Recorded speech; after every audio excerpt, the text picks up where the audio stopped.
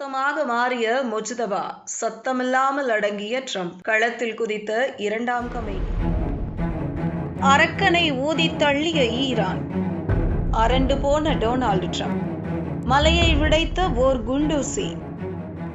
America Iran போரில் ட்ரம்புக்கு தொடர்ந்து பின்னடைவு ஏற்பட்டு வருகிறது. குறிப்பாக அமெரிக்காவின் மிகவும் சக்தி வாய்ந்த 415 கோடி ரூபாய் மதிப்புள்ள MQ-9 ரீப்பர் ட்ரோனை வெறும் 1.25 கோடி ரூபாய் மதிப்பு கொண்ட ஏவுகணையை வைத்து ஈரான் வீழ்த்தியிருக்கிறது. உலகின் மிகவும் சக்தி வாய்ந்த ட்ரோன் தான் இந்த MQ-9 ரீப்பர். ட்ரோன் என்றால் வானத்தில் பறக்கும் கேமரா இருக்கும், இதுதான் நமக்கு தெரிந்தது. ஆனால் இந்த MQ-9 ரீப்பர் பல வித்தைகளை கைவசம் வைத்திருக்கிறது. என்னதான் இவ்வளவு உயரத்தில் ட்ரோன் பறந்தாலும் இதில் பொருத்தப்பட்டிருக்கும் அகச்சிவப்பு கேமராக்கள், லேசர் டிசைனேட்டர்கள், அதிநவீன சென்சார்கள் தரையில் இருக்கும் மனிதர்களை துல்லியமாக படம் பிடிக்கும். உலகில் எந்த மூலையில் இந்த ட்ரோன்கள் பறந்து கொண்டிருந்தாலும் அதை அமெரிக்காவிலிருந்து வீடியோ கேம் விளையாடுவது மாதிரி எளிதாக கட்டுப்படுத்த முடியும். இப்படியான தடாலடி MQ-9 ரீப்பர் ட்ரோன் ஈரானின் தெற்கு பகுதியில் உள்ள குஜஸ்தான் பகுதியில் நேற்று பறந்து கொண்டிருந்தது. ஈரான் இதை பார்த்து சும்மா விடுமா? ஒரு சிறிய ஏவுகணையை தட்டிவிட்டது. ஏவுகணை நேராக சென்று ட்ரோன் மீது மோதி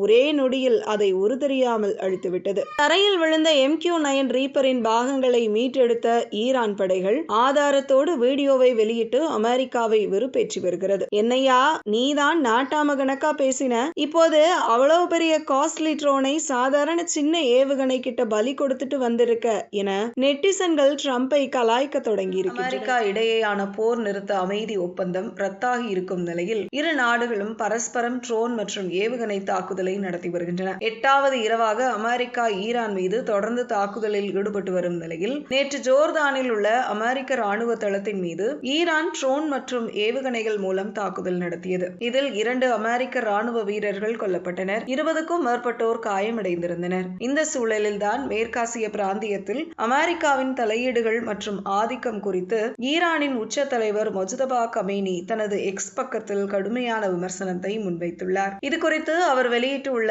எக்ஸ் பதிவில், பெரிய சாத்தானான குற்றவாளி அமெரிக்காவுக்கு இப்போது ஒரு விஷயம் நன்றாக புரிந்துவிட்டது. இந்த பிராந்தியத்தில் எந்த ஒரு தொந்தரவும் இல்லாமல் தொடர்ந்து தனது ஆதிக்கத்தை செலுத்த முடியும் என்று அது நினைப்பது ஒரு அப்பாவித்தனமான பகற்கனவு என்பதை அது தற்போது உணர்ந்துள்ளது என தெரிவித்துள்ளார். மத்திய கிழக்கு பிராந்தியத்தில் நிலவி வரும் பதற்றமான அரசியல் சூழ்நிலைகளுக்கு இடையே அமெரிக்காவின் இருப்பு மற்றும் அதிகார வரம்பிற்கு எதிராக ஈரான் தரப்பிலிருந்து வெளிவந்துள்ள இந்த கருத்து சர்வதேச அளவில் உற்று நோக்கப்படுகிறது.